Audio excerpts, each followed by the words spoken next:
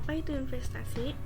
Investasi adalah mengelola aset atau harta sehingga aset atau harta tersebut dapat memberikan hasil di kemudian hari.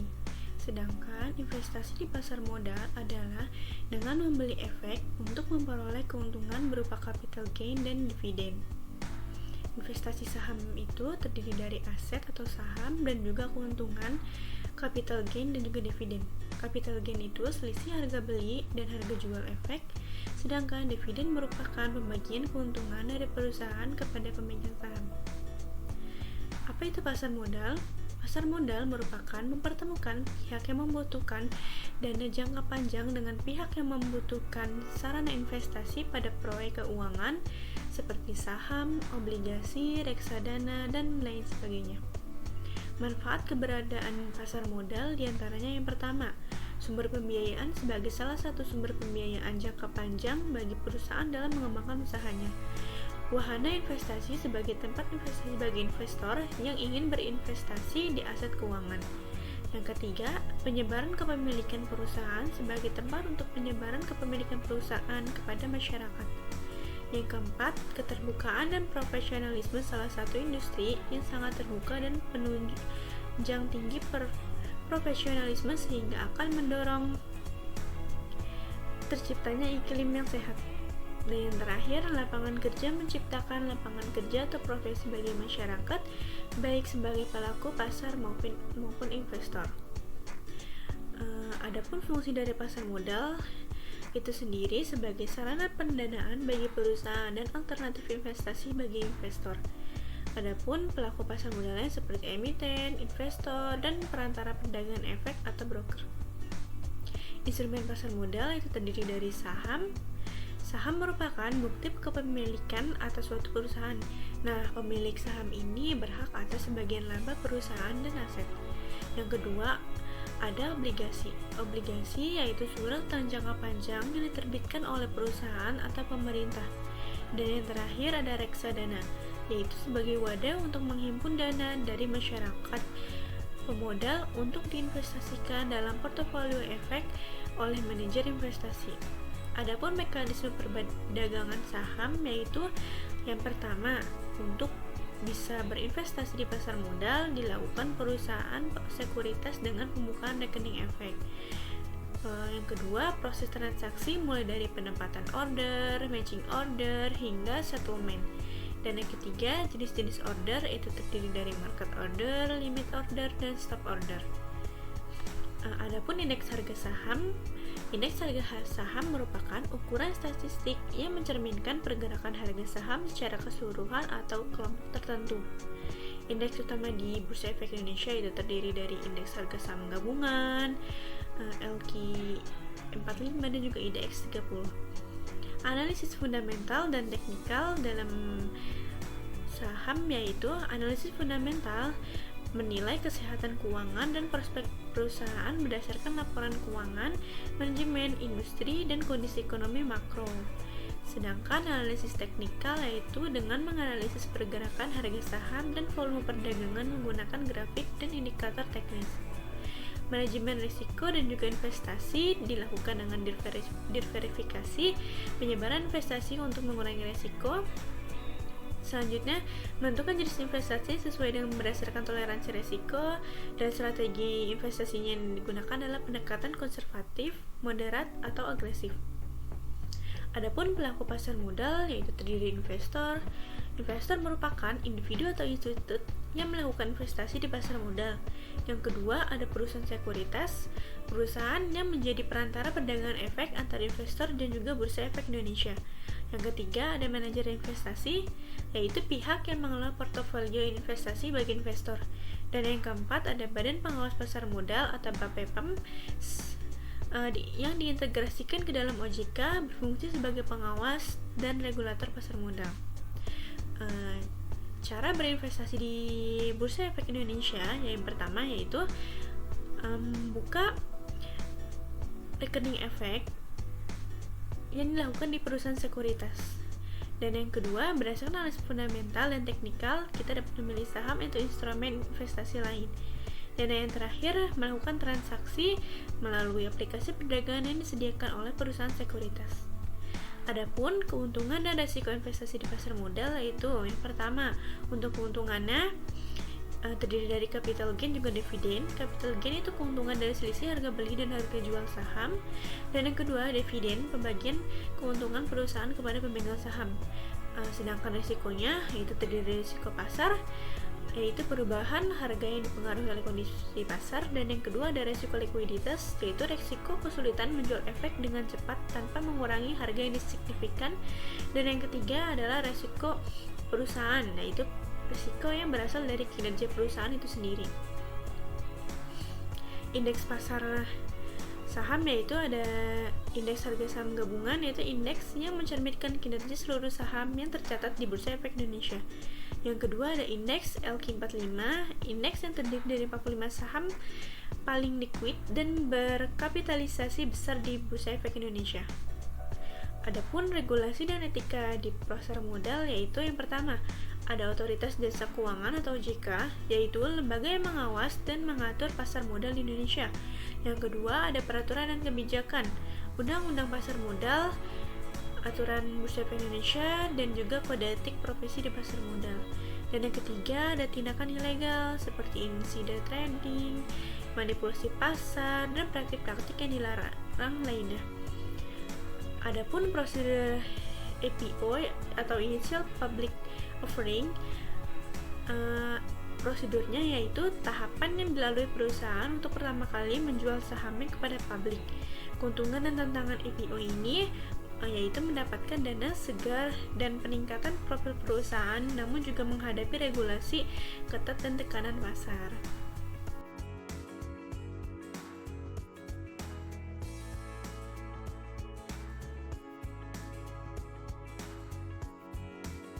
Langkah investasi di pasar modal. Yang pertama, pahami tujuan investasi. Yang kedua, kenali profil resiko. Yang ketiga, pelajari alternatif investasi seperti saham, obligasi, reksadana. Yang keempat, pahami tingkat resiko produk investasi. Yang kelima, tentukan batas investasi, disesuaikan dengan kemampuan keuangan dan profil resiko. Yang keenam, tentukan strategi investasi. Yang ketujuh, manfaatkan jasa profesional apabila diperlukan. Yang kedelapan, pertahankan tujuan investasi. Selanjutnya ada prinsip-prinsip dasar berinvestasi di pasar modal. Pergunakan dana lebih. Dapatkan informasi mengenai produk investasi sebanyak mungkin sebelum mengambil keputusan berinvestasi. Jangan menempatkan seluruh dana investasi pada suatu instrumen yang sama. Kenali perusahaan sekuritas di mana Anda berinvestasi. Investasi secara berkala dengan orientasi jangka panjang. Waspada penipuan investasi. Waspada dengan penawaran investasi dengan janji-janji palsu. Misalnya pasti untung tinggi dalam jangka pendek. Waspada juga penawaran investasi yang memaksa atau dengan bujuk rayu, biasanya dengan mengaburkan produk investasinya. Waspada juga modus investasi dengan replikasi, misalnya investasi berkedok MLM dan penguncian dana, misalnya uang tidak boleh diambil dalam jangka waktu tertentu. Waspada penawaran investasi dari perusahaan yang tidak jelas. Cek izin Otoritas Jasa Keuangan atau OJK, karena OJK yang berhak mengeluarkan izin perusahaan investasi di Indonesia. Jadi, apa itu saham? Saham adalah bukti kepemilikan suatu perusahaan yang merupakan klaim atas penghasilan dan kekayaan perseorangan. Minimal pembelian saham adalah 1 lot atau 1.000 lembar saham. Konsep dasar saham. Contohnya, Pak Bejo berniat memiliki usaha bakso. Perlu modal 8 juta, namun hanya memiliki dana 1 juta. Untuk itu, Pak Bejo mengajak 7 temannya bersama-sama menanamkan modal sebesar 1 juta sehingga setiap orang dalam perusahaan bakso Pak Bejo tersebut memiliki saham senilai 1 juta. Konsep dasar kenaikan harga dan perdagangan saham contohnya adalah usaha bakso Pak Bejo berkembang sehingga nilainya menjadi 16 juta. Nilai saham Pak Bejo dan teman-temannya pun naik menjadi 2 kali lipat. Pak Bejo dan teman-temannya bisa menjual seluruh saham yang dimilikinya kepada orang lain. Mengapa investasi saham? Investasi saham itu mudah, terjangkau, dan menguntungkan. Selanjutnya ada konsep dasar obligasi. Surat utang jangka menengah panjang dapat dipindahtangankan, berisi janji untuk membayar imbalan berupa bunga periode tertentu dan melunasi pokok utang pada waktu yang telah ditentukan kepada pihak pembelian obligasi tersebut. Konsep dasar reksadana. Reksadana adalah sarana untuk menghimpun dana masyarakat yang memiliki modal sebagai unit penyertaan untuk diinvestasikan dalam berbagai saham atau instrumen investasi lainnya oleh manajer investasi. Nilai dari pengolahan dana tersebut dibekukan dalam nilai aktiva bersih atau NAB reksadana.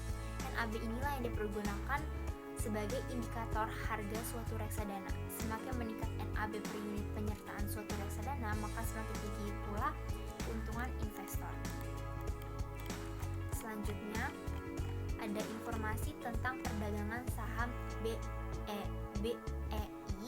Transaksi saham menggunakan Continuous Authentication System atau sistem lelang berkelanjutan yang didasarkan pada Order Driven Market melalui JATS NextG atau Jakarta Automatic Trading System Next Generation.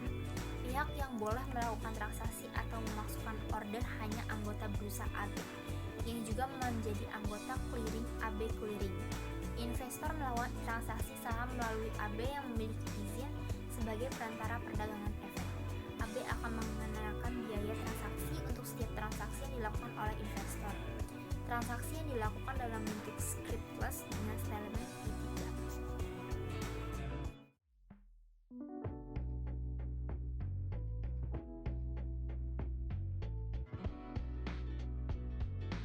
Biaya transaksi di pasar sekunder.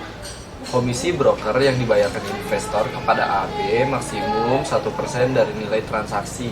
Komisi broker dikenakan PPN 10% yang dibedakan ke investor. Nilai transaksi yang dikenakan pajak transaksi adalah 0,1% hanya untuk transaksi penjualan saham. Terus ilustrasi pengenaan biaya dalam transaksi jual beli saham WXYZ sebanyak 2 lot pada harga Rp5.000 per saham. Lanjut, untuk perubahan fraksi harga itu ada 2. Transaksi saham yang dilakukan dalam ukuran lot, di mana satu lotnya itu sama dengan 100 saham.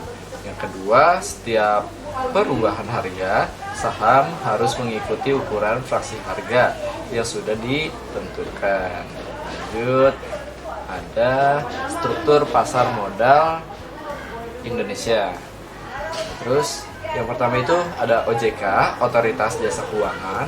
Tugas OJK melakukan pengaturan dan pengawasan terhadap kegiatan jasa keuangan sektor perbankan, sektor pasar modal, dan sektor industri keuangan non-bank atau IKNB.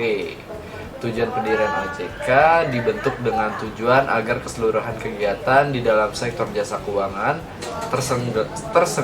terselenggara secara teratur, adil, transparan, dan akuntabel, mampu mewujudkan sistem keuangan yang tumbuh secara berkelanjutan dan stabil, dan mampu melindungi kepentingan konsumen dan masyarakat.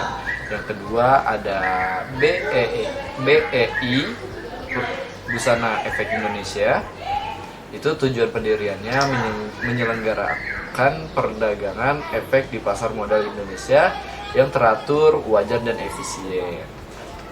Pemegang saham BEI adalah perusahaan efek yang telah memperoleh izin perusahaan sebagai perantara perdagangan efek, disebut sebagai anggota busana atau AB. BEI secara resmi didirikan pada tanggal 13 Juni 1992. BEI adalah satu-satunya penyelenggara perdagangan efek di Indonesia. BEI wajib menetapkan peraturan mengenai keanggotaan, pencatatan, dan perdagangan.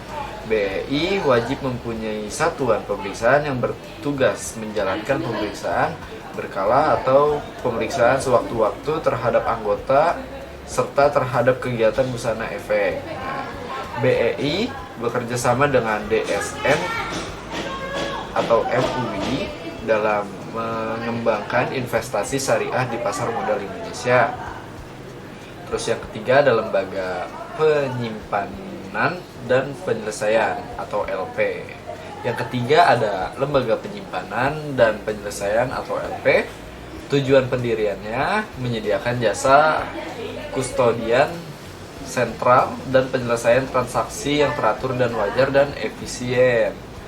Saham LPP dapat dimiliki oleh Busana Efek, Bank Kustodian, AB, perusahaan efek, dan badan administrasi efek atau pihak lain yang disetujui Bapepam dan LK.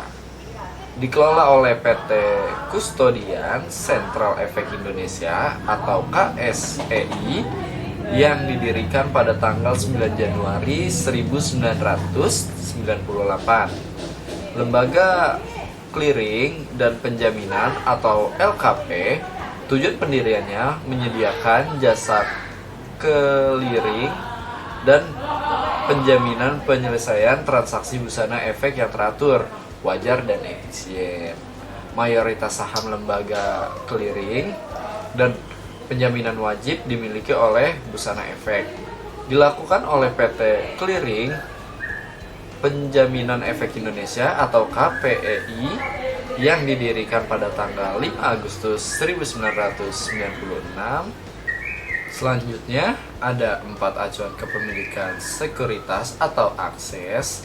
Yang pertama itu ada fasilitas yang diberikan KSEI sebagai perwujudan perlindungan investor agar investor dapat langsung melihat portofolio yang dimilikinya di sistem KSEI. Yang kedua ada pengembangan fasilitas akses. Fasilitas akses terintegrasi dalam jaringan ATM, yaitu ada Bank Permata, Bank Mandiri, Bank Sentral Asia, dan Bank Cimniaga. Yang ketiga, rekening dana nasabah adalah rekening atas nama nasabah yang disimpan di bank yang terpisah dari rekening perusahaan efek. Yang keempat dan yang terakhir, kerjasama KSEI dengan bank administrator RDN, yaitu ada Bank BCA, Bank Cimniaga, Bank Mandiri, Bank Permata, Bank BRI, Bank BNI, Bank Sinarmas, Bank BCA Syariah, dan Bank Syariah Mandiri.